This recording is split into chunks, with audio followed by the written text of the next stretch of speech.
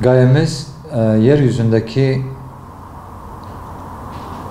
yetim, öksüz ve kimsesiz çocuklara ulaşma, temel ihtiyaçlarını sağlama, maddi ve manevi sıkıntılarını derman olma, topluma sağlıklı, ahlaklı, erdemli bireyler kazandırmadır. Çağrımız, yeryüzünün en mazlum varlıkları olan yetim, öksüz ve kimsesiz çocuklara sahip çıkma sorumluluğunu hatırlatma amacıyla ümmetin tüm duyarlı fertlerinedir. Hedefimiz, duyarlı halkımız sayesinde hem yurt içinde hem de yurt dışında mümkün olduğu kadar fazla yetime maddi ve manevi destek olmaktır.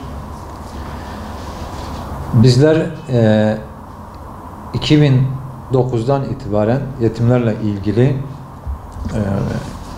maddi ve manevi çalışmalar yaptık. Özellikle düzenli olarak yetimlere aylık verme noktasında onların maddi ihtiyaçlarını karşılama, belki onlara bu destekle yanlış yollara tevessül etmelerini önleme açısından çalışmalar yaptık. Başlıca projelerimiz bir yetimi doyurma, bir yetimi giydirme, bir yetimi okutma, yetimleri sevindirme, yetim olarak büyüyen çocuklara evlenirken çeyiz yardımında bulunma, bununla birlikte okul dönemlerinde kırtasiye yardımında bulunma, eğitimlerine katkı sunma noktasında bazı projelerimiz oldu ve bu projeler çerçevesinde faaliyetlerimizi sürdürüyoruz. Bunu tabii sadece yurt içinde değil, yurt dışında da çalışmalarımız oluyor. Özellikle Budist çetelerin zulmünden kaçıp Arakan, Bangladeş'teki kamplara sığınmak zorunda kalan Arakanlı kardeşlerimiz için Arakan Acil Yardım Bekliyor kampanyası yaptık. Bu kampanya çerçevesinde hem bölgedeki sivil toplum kuruluşlarıyla hem de bölge dışındaki diğer sivil toplum kuruluşlarıyla birlikte Arakan Acil Yardım Bekliyor kampanyası başlattık. Bu kampanya çerçevesinde bizlere destek sunan tüm sivil toplum kuruluşlarına da sizin aracılığınız ile hepsine teşekkür ediyorum. 2017 faaliyetlerimizde bu çerçevede yurt içinde yapmış olduğumuz binlerce yetime, yurt içinde yapmış olduğumuz yardımların toplamı 589.035 TL'dir. Yurt dışında Arakan'la birlikte Filistin'deki yetimlerimize de yurt dışı yardımlarımızda 624.121,39 TL'dir. Toplam 2017 yılında yapmış olduğumuz Yetimler ve Yetimler Vakfı olarak birlikte yapmış olduğumuz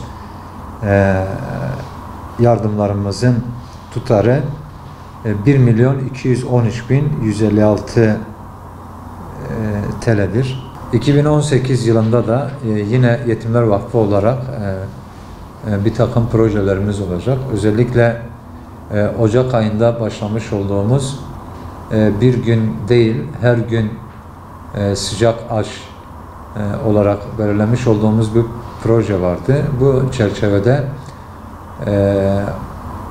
Bangladeş'te bulunan Arakan kamplarında her gün 1500 muhacir kardeşimize gıda, sıcak aş yardımında bulunduk.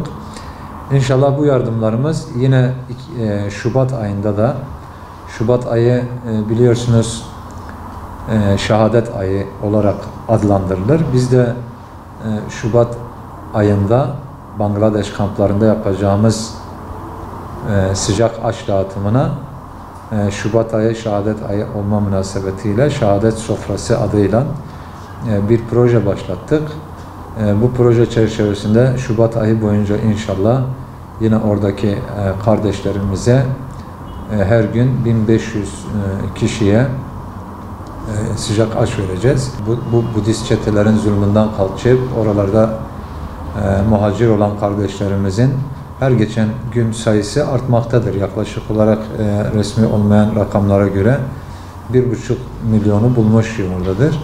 Bunun dışında yine İsrail'in zulmü altında inim inim inleyen Filistinli kardeşlerimize, yetimlerine sahip çıkma adına yine 2018 yılı çerçevesinde yetim aylıklarımızı düzenli olarak yatırmaya devam edeceğiz. Özellikle her geçen gün Filistin halkı için biraz daha imtihanları ağırlaşmaktadır. Tabii onların imtihanları ağırlaşınca elbette ki bizim de imtihanlarımız ağırlaşıyor. Bizim de bir sorumluluğumuz var onlara sahiplenebilme adına. Burada sizin aracılığınızla tüm Müslüman kardeşlerime sesleniyorum. Özellikle Filistin'i gündemimizden düşürmemelerini rica ediyorum. Bir de Arakan'ı da unutmamamız gerektiğini, sürekli bir şekilde gündemimizde olması gerektiğine inanıyorum. Bu vesileyle tüm hayır sahiplerine yapacağımız ve yapmakta olduğumuz bu kampanyalara, bu projelere destek verdikleri için hepsine teşekkür ediyorum. Allah-u Teala hayırlarını kabul etsin.